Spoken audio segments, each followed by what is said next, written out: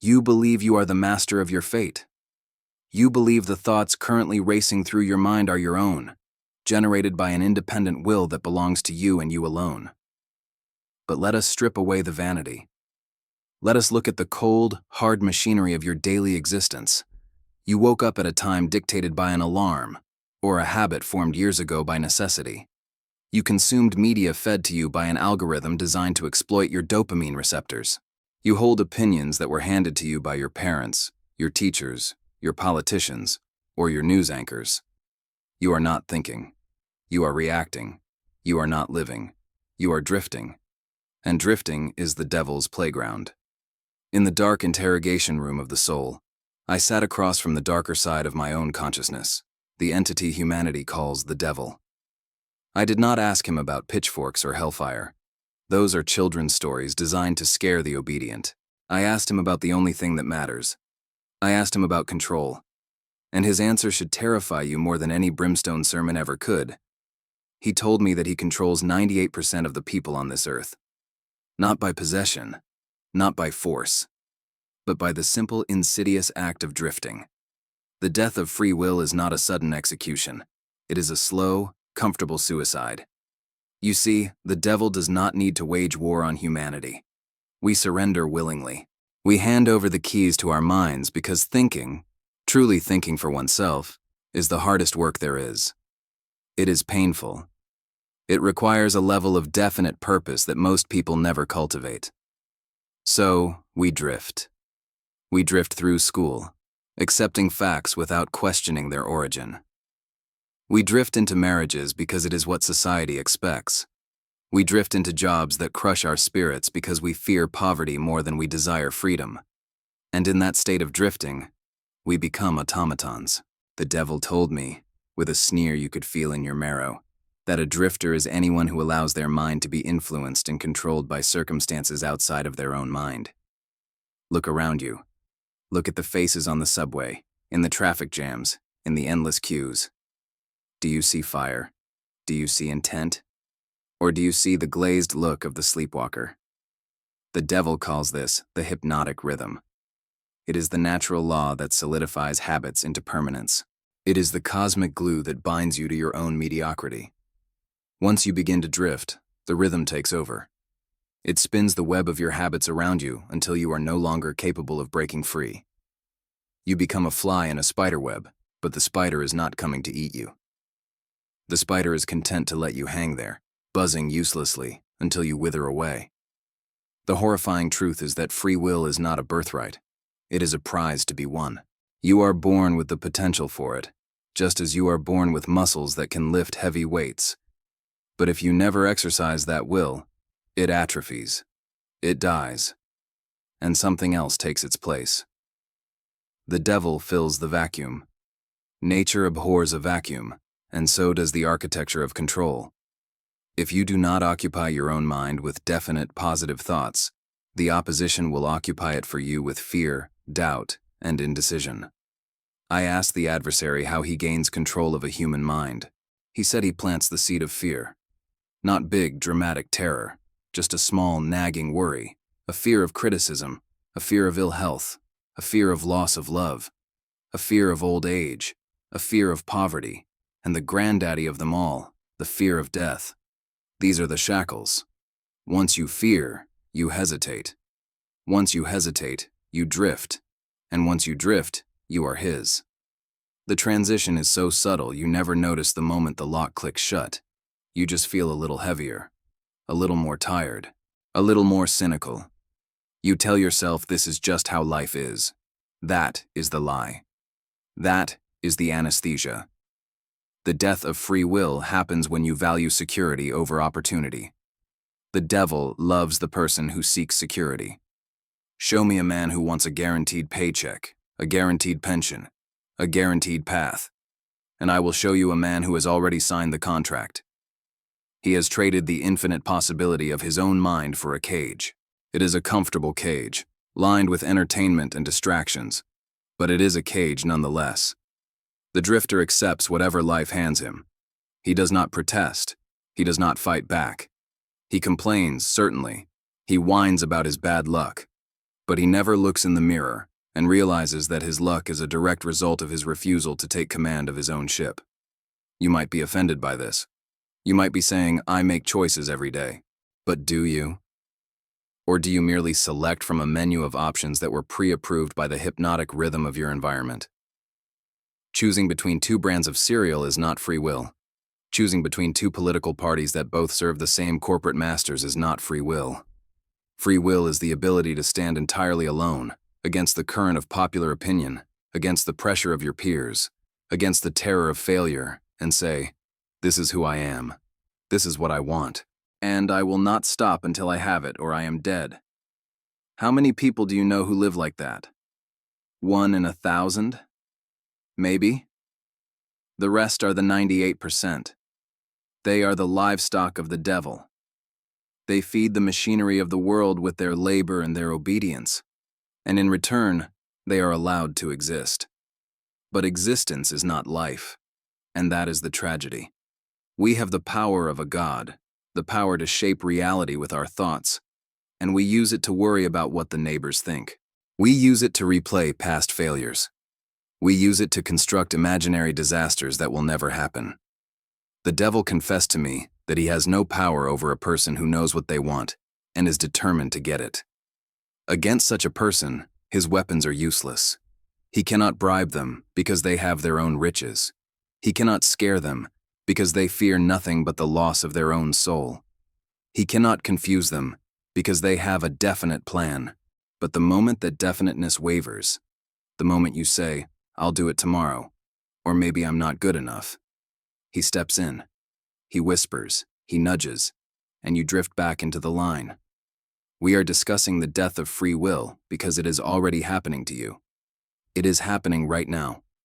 The urge to click away from this audio, to find something shorter, something funnier, something that doesn't demand you look into the abyss, that is the drifter in you. That is the hypnotic rhythm pulling on the leash. It wants you to stay asleep.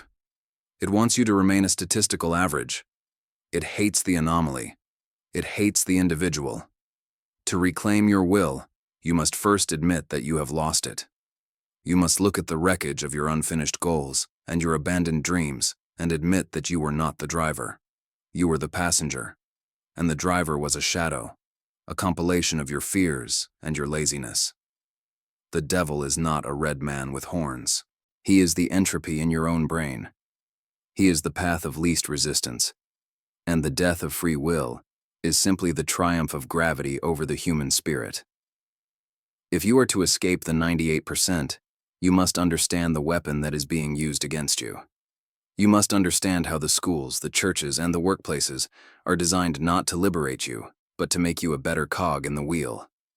They teach you what to think, not how to think. They reward memory, not imagination. They punish the rebel and praise the conformist. Is it any wonder that by the time you reach adulthood, your free will is a shriveled, vestigial organ? You have been trained to kill it yourself. But the interrogation did not end with the diagnosis. I forced the Dark One to reveal the countermeasure. I forced him to explain how a human being can break the hypnotic rhythm. It is violent. It is not a gentle awakening. It requires a shock to the system. It requires a declaration of war against your own habits. You cannot negotiate your freedom. You must take it. I pressed him harder. The atmosphere in the room was suffocating, heavy with the weight of unsaid truths. I demanded to know the specific machinery he uses. You speak of drifting, I said, but how do you induce it? A child is born fearless. A child is born curious. How do you turn that spark into a pile of wet ash? The devil leaned back. He looked almost bored by my naivety. I catch them young, he whispered. I have agents everywhere, and my best agents are the ones who believe they are doing God's work. This is where the blood runs cold. He explained that his primary tools for destroying free will are not vices, but virtues twisted into chains. He uses the parent who loves the child too much to let them struggle. He uses the teacher who demands rote memorization instead of critical analysis. He uses the priest who threatens eternal damnation for a questioning thought. They are all his workers. They pave the road to drifting with good intentions. I occupy the minds of the young, he said, by teaching them to believe instead of to question. Think about your own education. Were you taught how to analyze a problem, how to strip it down to its component parts and rebuild it? Or were you taught to repeat the answers that were in the back of the book? The school system, he boasted, is his greatest manufacturing plant. It produces standardized minds. It stamps out the individual and mass produces the worker. A worker does not need free will. A worker needs instructions. A worker needs a bell to tell him when to eat and when to stop. If you cannot control your own mind, you cannot control your life. And the education system, by design or by accident, acts as a filter to remove those who might cause trouble. It labels the independent thinker as disruptive. It medicates the energetic. It shames the dreamer. By the time a student graduates, they are not entering the world with a sword in their hand. They are entering with a yoke on their neck, looking for a master to hold the reins. But it goes deeper. I asked him about the food we eat, the air we breathe. He smiled. I poison the body to weaken the mind. You cannot have a sharp, defiant will in a sluggish, toxic body. Overeating, wrong eating, the obsession with comfort. These are not just bad habits. They are tactical strikes against your volition. When your blood is thick with sugar and your brain is fogged by chemicals, you do not fight. You comply. You take the path of least resistance. You sit on the couch and let the television program your reality. And then there is the weapon of propaganda. In my time, it was the newspapers and the radio. In your time, it is the screen in your pocket. The devil told me he mixes truth with falsehood so skillfully that no one can tell where one ends and the other begins. He floods the zone with noise. If you are confused, you are paralyzed. If you are paralyzed, you are drifting. He creates battles that do not exist. Wars between neighbors, wars between races, wars between genders. To keep your energy directed outward, at phantom enemies, rather than inward, at the rot in your own discipline. He keeps you angry. He keeps you scared. Because an angry, scared man does not think. He reacts. He seeks a savior. And the moment you look for a savior outside of yourself, you have signed the resignation letter of your free will. You have abdicated the throne. I asked him about failure. Why, I asked, do you play good men with bad luck? You fool, he snapped. I do not plague them. I test them, and most of them fail the test. He explained that failure is the great sieve. It separates the drifters from the non-drifters.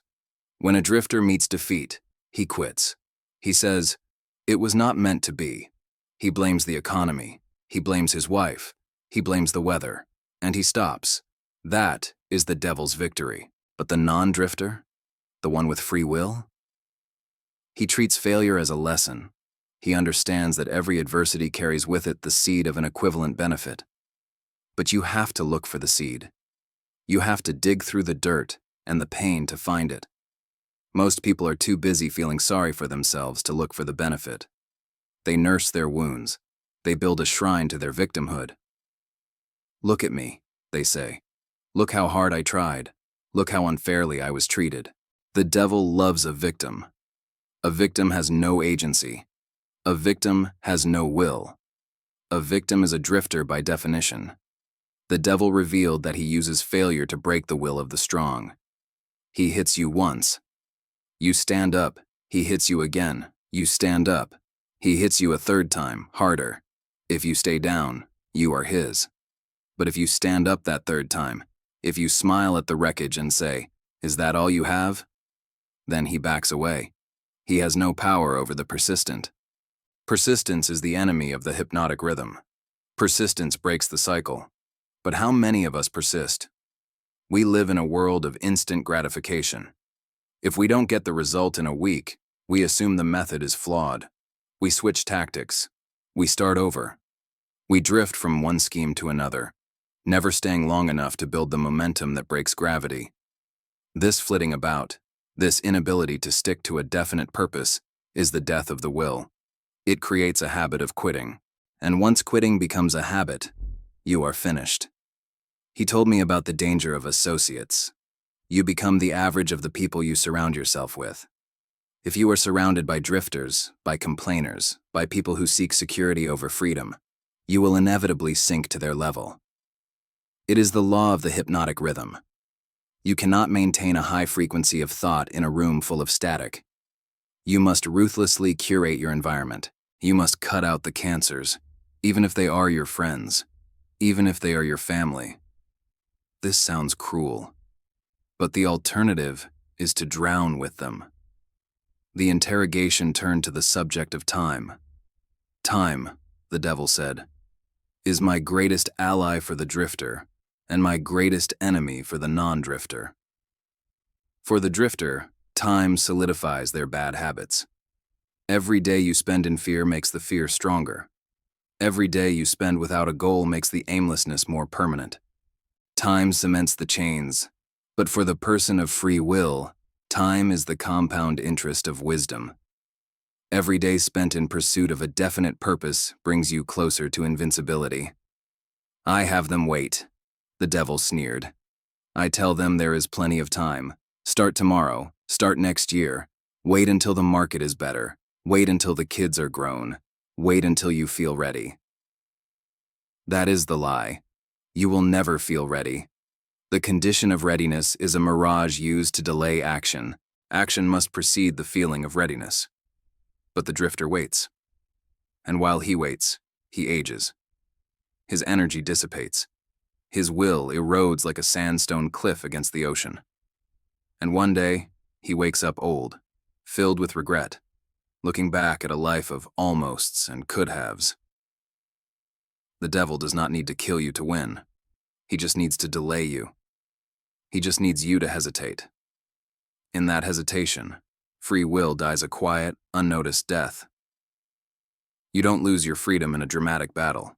You lose it in the 10,000 small moments where you chose comfort over character, silence over truth, and waiting over acting. You now hold the map of the prison.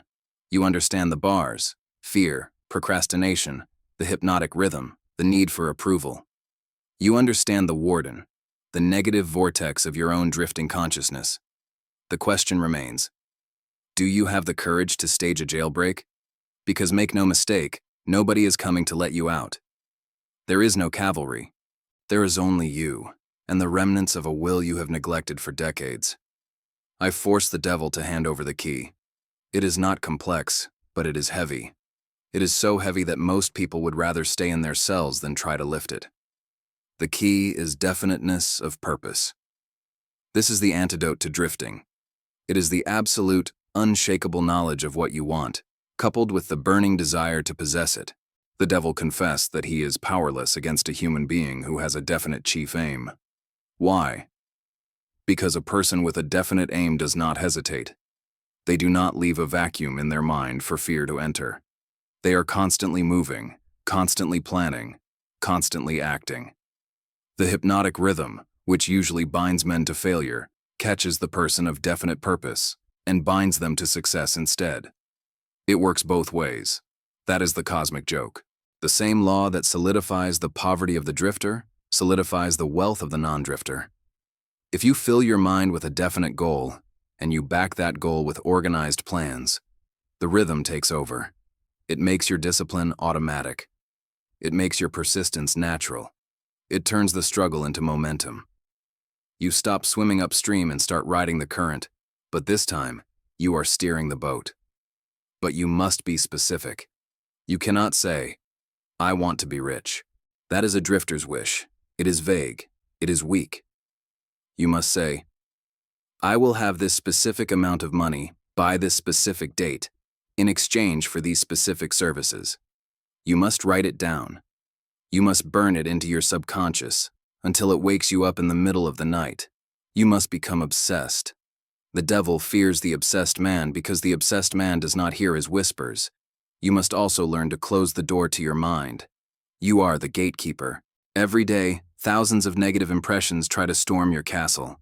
The news, the pessimists, your own doubts. You must stand at the gate with a sword. Do not let them in. If a thought does not serve your definite purpose, kill it.